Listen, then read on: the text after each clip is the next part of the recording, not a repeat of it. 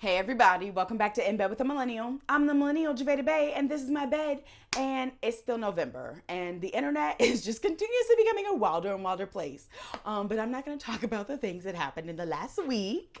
I am going to be talking about some stuff that happened over on X a few weeks ago in terms of a conversation that was happening around STIs and the porn industry. So let's get into it. Javay, what was happening over on X? Well, I'm so happy that you asked.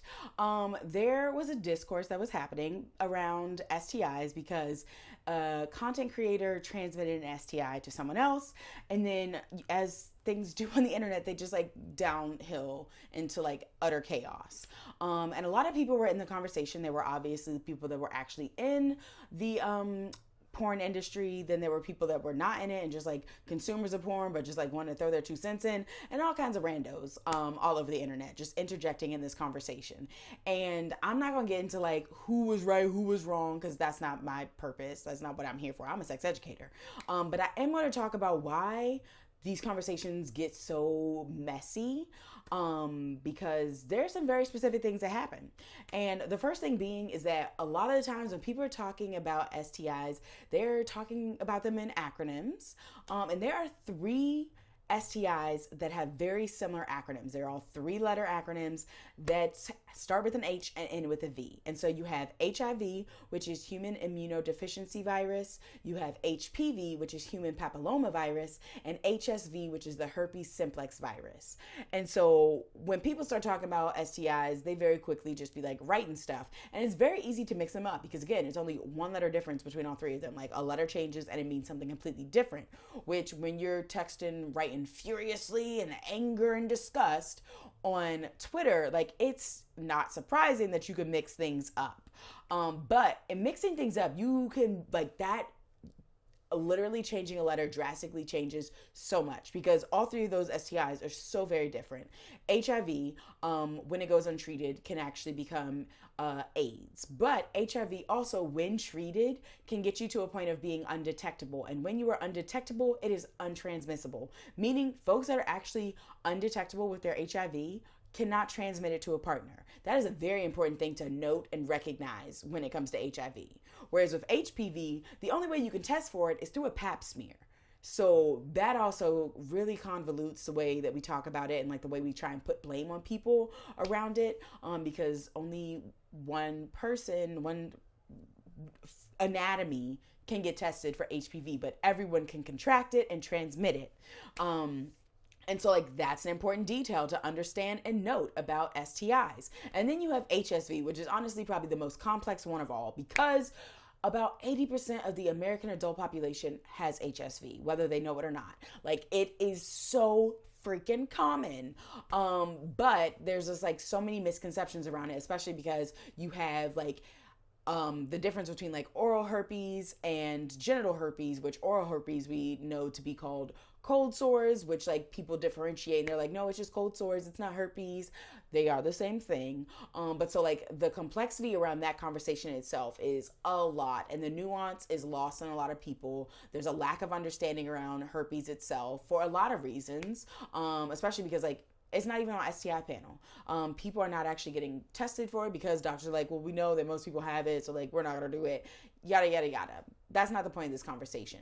The point is to show that like there's so much difference between STIs, and understanding that is extremely important. And when you just jump on the internet and try to have conversations and throw your 2 cents in when you don't even know exactly about which one people are talking about, like there's so much misinformation that can be spread.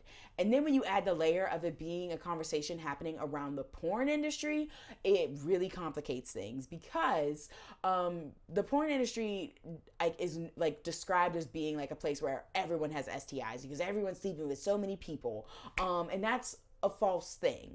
Like, yes, there are obviously some people that do contract STIs because at the end of the day, engaging in sexual activity with others does carry a potential risk of contracting an STI.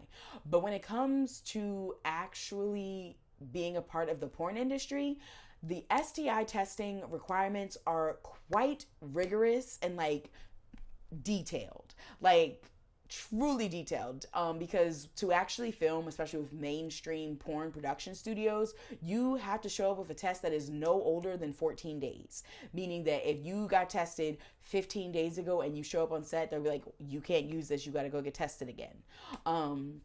And it's for a wide variety of reasons. One, because incubation periods differ. So regular, consistent testing is extremely important.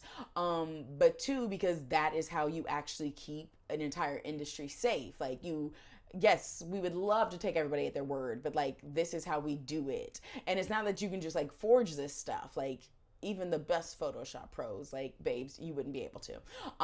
But so like, there is so much is built into the porn industry to minimize the transmission of STIs. And even when it does happen, stuff shuts down. I want to say it was like within the last year or two, there was a spread of STIs going around within the porn industry, and no one was allowed to shoot for 2 weeks until testing periods could happen again and people were coming back with like clear test.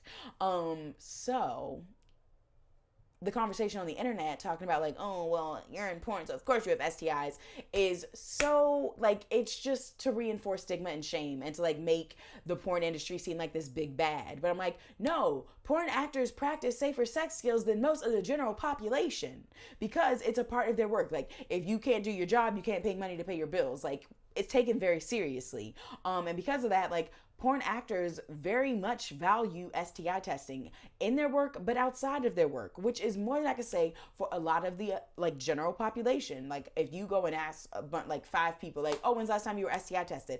You are more than likely not going to get recent answers. Like, they're not going to be like, oh yeah, 3 months ago, or oh, like last week. Because STI testing is not prioritized in the general population as it should be, from like the personal safety aspect, but also from the general health, public health perspective. So in having these conversations with the internet, it's very important that, one, we understand the porn industry. We understand that like testing is built into that. And also we understand that engaging in sexual activity with others is always going to carry a potential risk of contracting STIs. Just like getting in your car and driving to the grocery store can always carry a potential risk of you getting in a car accident. Those are just the realities of the activities that we engage in.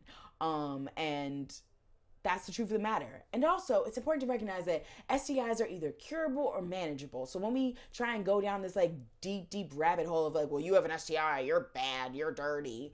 Like, babes, it's curable or manageable. So like, make that make sense. You out here with the common cold every dang day, but now you out here saying like people with STIs are bad. I'm like, they take their meds. You can't even be bothered to take some Dayquil or some NyQuil. So all this is to say, when we are having conversations around STIs, one, make sure you know what you're talking about. Like, don't be throwing in your 2 cents on the internet and you don't understand the difference between HIV, HPV, and HSV, okay?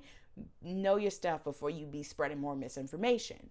2, when it comes to the porn industry, recognize that the porn industry is an industry at the end of the day. Just like there are standards and things that have to be met in other industries, like you got to continuously like go and get like more training and continued education as a therapist. You have to like continuously like stay in the know about new advancements in the medical field as a doctor. You still have to stay up on your testing as a porn actor.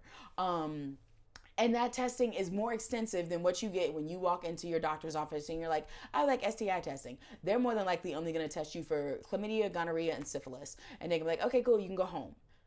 The porn industry, babes, no, they're testing everything. You are getting triple site swabbed. You're getting a blood test. You are getting a urine sample. Like, you are getting fully tested because the porn industry understands how STIs transmit and work. So if you decide to jump in any conversations on the internet, I just want to encourage you to maybe like do a little Googles. Make sure you know some stuff before you just be throwing it out there, okay? And that applies to everything, not even just talking about STIs, especially right now because there's so much misinformation that be going around on social media. Please, Google is free. If you want a phone, you can easily like switch windows and go to Google and double check before you decide to repost, reshare, retweet, whatever it. Let's all just check our information, okay? But definitely make sure you subscribe to this YouTube channel because I'm about to be dispelling all kinds of myths on the internet all month long.